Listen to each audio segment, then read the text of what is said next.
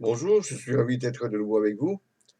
Aujourd'hui, j'aimerais m'entretenir avec vous d'un sujet qui concerne particulièrement la croissance spirituelle.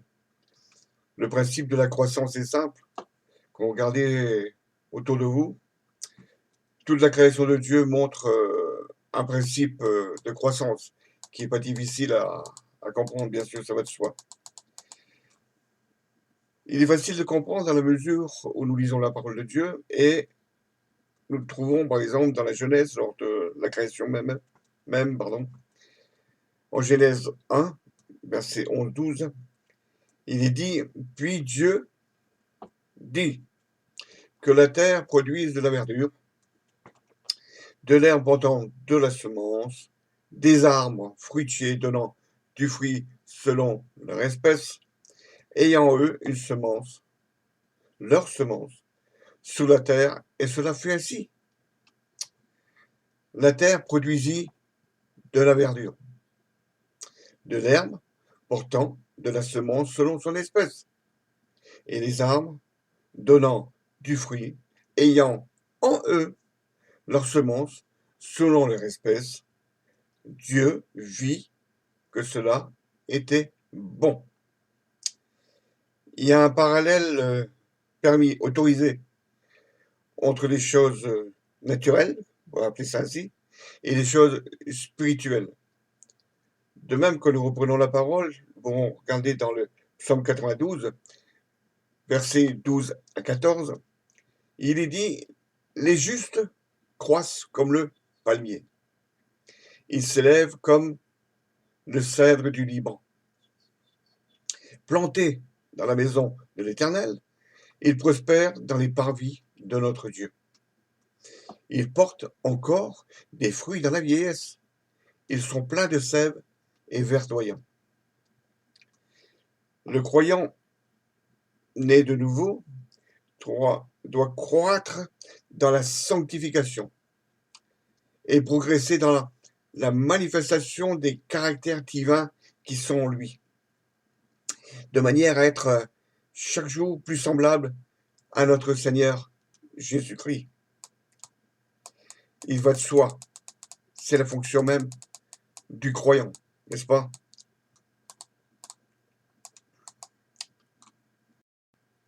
Pour cela, il faut qu'il y ait un développement, ce qu'on appelle le développement. Cette croissance commence à la nouvelle naissance et se termine à la mort.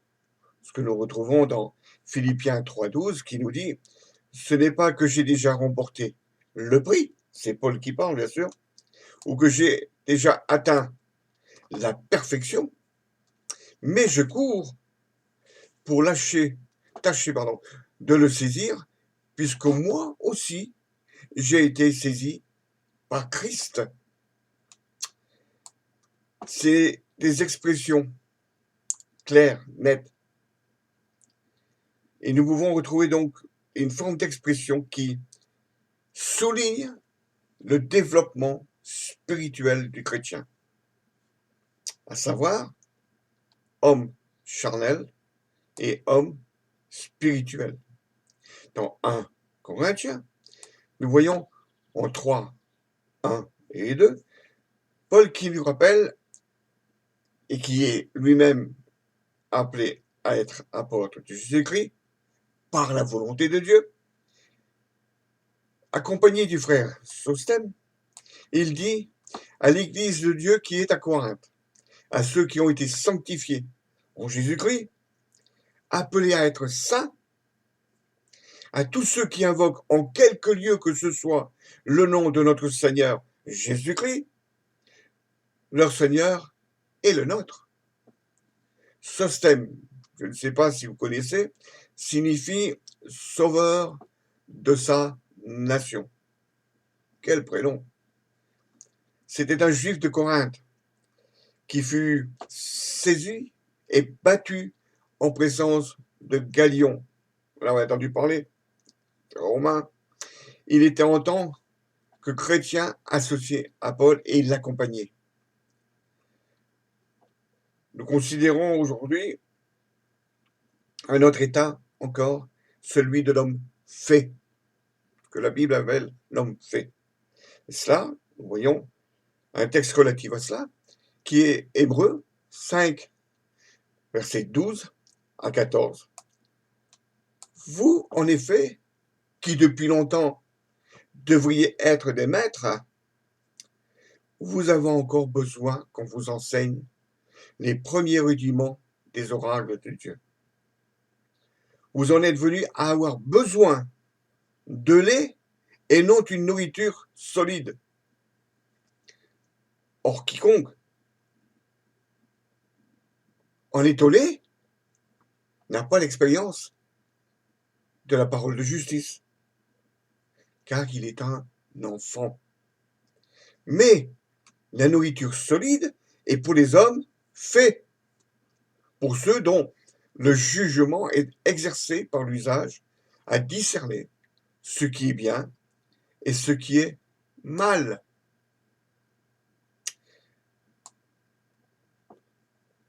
Petits enfants, enfants, jeunes gens, pères, la Bible nous rappelle que nous devons nous perfectionner. Et 2 Corinthiens 13, 11 nous le rappelle aisément, quand il dit « Au reste, frères, soyez dans la joie, perfectionnez-vous, consolez-vous, ayant un même sentiment. Vivez en paix, et le Dieu d'amour, bien sûr, le Dieu d'amour, important, n'est-ce pas, sera avec vous. »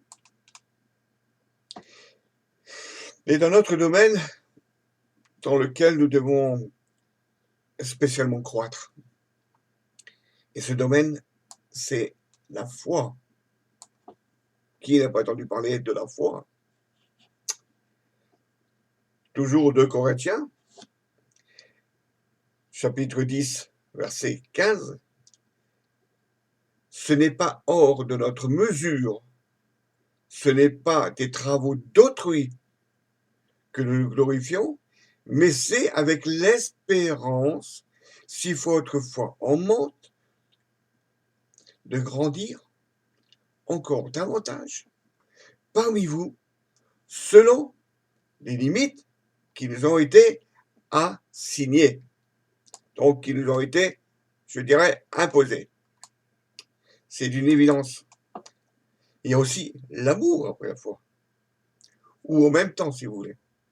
Dans Colossiens 3,14, l'Écriture le rappelle aussi, mais par-dessus toutes ces choses, revêtez-vous de la charité, qui est le lien de la perfection.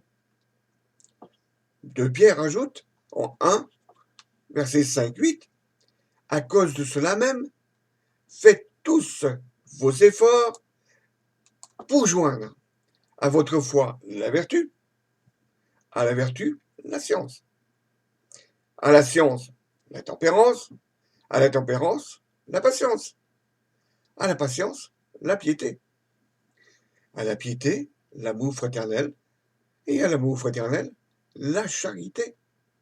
Car, il est dit, toutes ces choses sont en vous, et ils sont avec abondance. Abondance. Elles ne vous laisseront point oisifs, ni stériles, pour la connaissance de notre Seigneur Jésus-Christ. Quelle merveilleuse révélation, n'est-ce pas? Il y a aussi ce qu'on appelle la marche pratique dans la sainteté. 2 Corinthiens 7.1, on rappelle encore une fois ces choses. Ayons plutôt, donc de telles promesses, bien-aimés, purifions-nous de toute souillure de la chair et de l'esprit, en achevant votre sanctification dans la crainte de Dieu. Il y a aussi, dans le même contexte, la grâce et la connaissance de notre Seigneur Jésus-Christ. L'apôtre Pierre nous rappelle aisément, en 2 Pierre 3,18, qui nous dit « Mais croissez », c'est-à-dire grandissez, augmentez dans la grâce et dans la connaissance de notre Seigneur et Sauveur Jésus-Christ. À lui soit la gloire, maintenant et pour l'éternité. Amen. Encore une autre chose. Nous pourrons parler de l'origine, c'est-à-dire le plan de Dieu, à savoir, Dieu veut nous rendre conformes à l'image de son Fils. Romains 8, verset 29. Car ceux qu'il a connus, il les a aussi prédestinés à être semblables à l'image de son Fils, afin que son Fils fût le premier-né entre plusieurs frères. Quelle merveille! Nous devons être en pratique, ou mettre en pratique, je dirais, ce que Dieu a fait de nous. Toujours Pierre, l'apôtre Pierre qui nous rappelle, dans 1 Pierre 1, verset 15-16, « Mais puisque celui qui vous a appelé est saint, vous aussi, soyez saints dans toute votre conduite. Selon qu'il est écrit, vous serez saints, car je suis saint. » Très important. Il y a l'aspect humain, le côté humain, avoir l'obéissance à la vérité, puisque nous sommes dans Pierre, continuons avec Pierre, chapitre 1, verset 22, ayant purifié vos âmes et obéissant à la vérité, pour avoir un amour fraternel, sincère, aimez-vous ardemment, les uns les autres, de tout votre cœur. Quelle recommandation, n'est-ce pas? Maintenant, il y a aussi l'amour pour Dieu.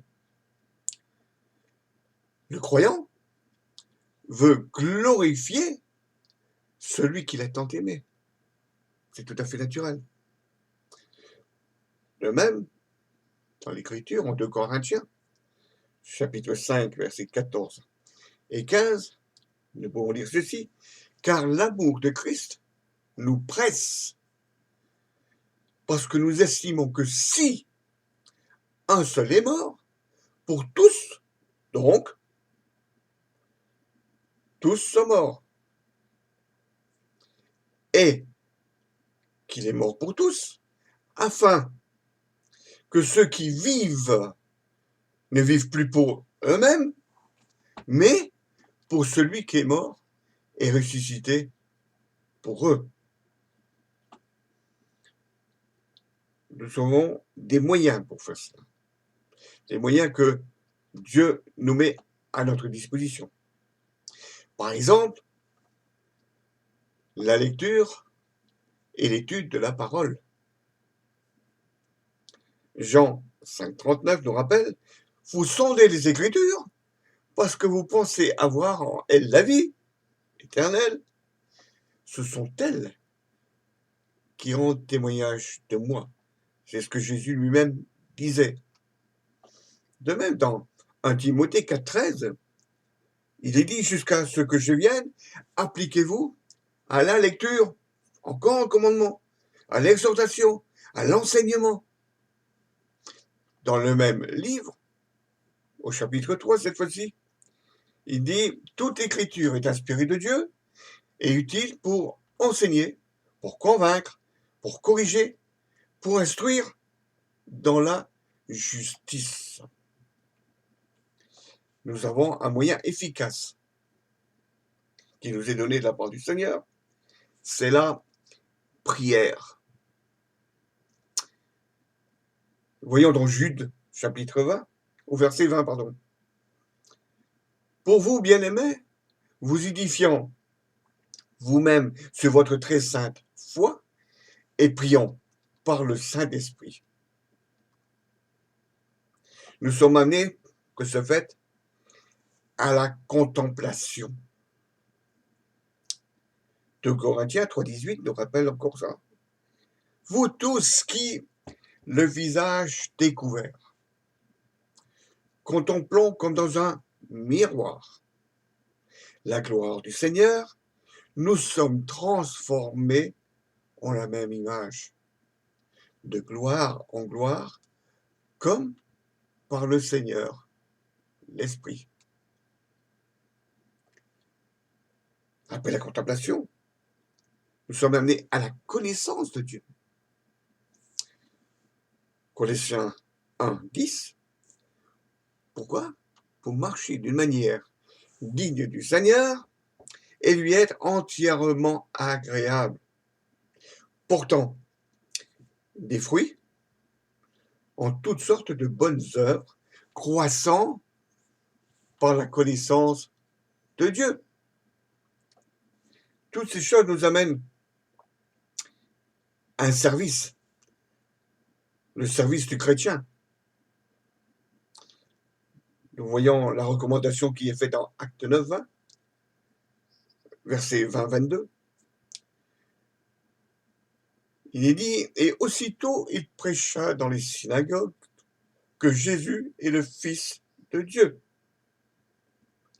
Tous ceux qui l'entendaient étaient dans l'étonnement et disaient, n'est-ce pas celui qui persécutait à Jérusalem ceux qui invoquent son nom? On parle de Paul. Vous avez tous compris.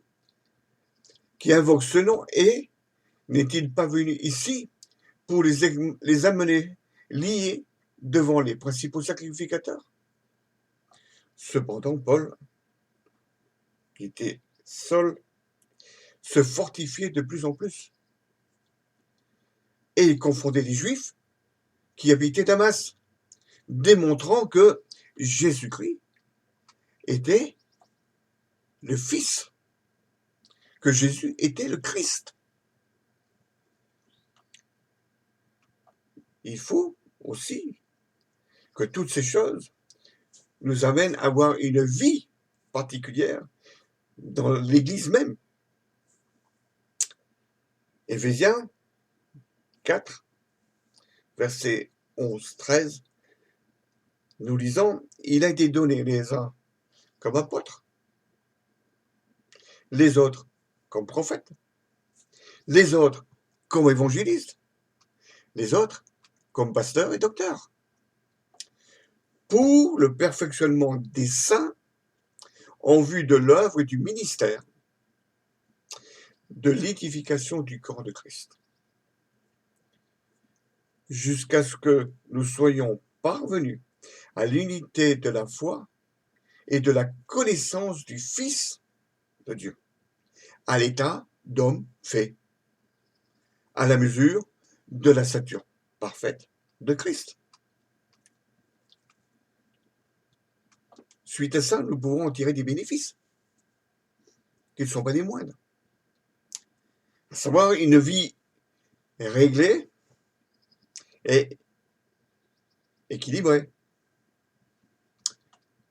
Galates, chapitre 5, versets 19 à 22. Il nous dit, or, les œuvres de la chair sont manifestes. Ce sont l'impudicité, l'impureté, la dissolution, l'idolâtrie, la magie, les inimitiés, les querelles, les jalousies, les animosités, les disputes, les divisions, les sectes, l'envie, l'ivrognerie, mais j'ai pas fini, les excès de la table et les choses semblables. Je vous dis d'avance, comme je l'ai déjà dit, que ceux qui commettent de telles choses, n'hériteront point du royaume de Dieu. Mais le fruit de l'esprit, c'est l'amour, la joie, la paix, la patience, la bonté, la bénignité, la fidélité. Voyons la joie, la paix, la tranquillité, le repos, la sécurité. Tout le monde y aspire, non? Alors lisons Philippiens 4, versets 6-9, qui nous rappelle des choses essentielles. Il dit, ne vous inquiétez de rien. Ne vous inquiétez de rien. Mais en toute chose, faites connaître vos besoins à Dieu par des prières et des supplications, avec des actions de grâce. Et la paix de Dieu, qui surpasse toute intelligence, gardera vos cœurs et vos pensées en Jésus-Christ. Quelle promesse! Au reste, frères, que tout ce qui est vrai, tout ce qui est honorable, tout ce qui est juste, tout ce qui est pur, tout ce qui est aimable, tout ce qui mérite l'approbation, tout ce qui est vertueux et digne de louange, soit l'objet de vos pensées. Ce que vous avez appris, reçu et entendu de moi, c'est Paul qui parle, hein, ce que vous avez vu en moi, pratiquez-le, et le Dieu de paix sera avec vous. Ainsi, nous aurons une vie remplie de fruits, à la gloire du Seigneur, à la gloire du Seigneur. Et Jean nous rappelle cela. Chapitre 15, verset 5-8, vous lit encore. Jésus dit, je suis le cep, vous êtes les sarments. Celui qui demeure en moi, et en qui je demeure, porte beaucoup de fruits. Car sans moi, vous ne pouvez rien faire. Si quelqu'un ne demeure pas en moi, il est jeté dehors. Comme le sarment, il sèche. Puis, on ramasse les sarments, on les jette au feu, et ils brûlent. Si vous demeurez en moi, et que mes paroles demeurent en vous, demandez ce que vous voudrez, et cela vous sera accordé. Si vous portez beaucoup de fruits, c'est ainsi que mon Père sera glorifié. Si vous, et vous, serez mes disciples. Oui, vous serez mes disciples. Dans toutes ces choses, il faut un discernement spirituel et une maturité de jugement. Mais la nourriture est pour les hommes faits, pour ceux dont le jugement est exercé par l'usage à discerner ce qui est bien et ce qui est mal. Ainsi, nous pourrons nous constituer un trésor dans le ciel. Matthieu, l'apôtre Matthieu, nous rappelle aussi ces choses. En Matthieu 6, verset 19-21, il dit, ne vous amassez pas des trésors sur la terre, où la teigne et la rouille détruisent, et où les voleurs percent et dérobent. Mais amassez-vous des trésors dans le ciel, où la teigne et la rouille, ne détruisent point. Ah oui, il n'y a pas accès. Et où les voleurs ne percent ni ne dérobent. Car là où est ton trésor, là aussi sera ton cœur. Alors que Dieu nous apprenne à croître en toutes choses, en toutes bonnes choses. Ces choses, nous devons les entretenir. Ce que nous venons de voir, on va pas passer beaucoup de temps, une dizaine de minutes, mais je pense que ce sont des choses essentielles. et qui comptent parmi comme les autres. Mais il est bon de se les rappeler. Il est bon de remettre ces choses dans notre esprit, de les repasser dans notre cœur. En faisant ainsi, nous honorons le Seigneur. Aujourd'hui, il est aisé de basculer d'un côté ou de l'autre. Et beaucoup de personnes, de par les problèmes qu'ils rencontrent, la vie qu'ils ont eue, ont tendance à basculer du mauvais côté. Alors je vous dis, droit dans les yeux,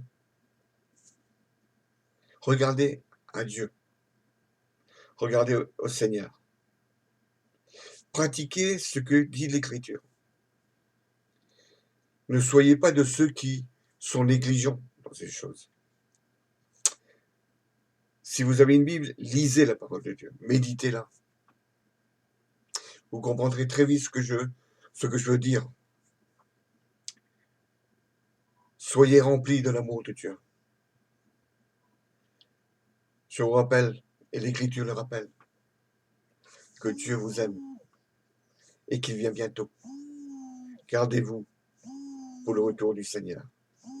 Amen et au revoir.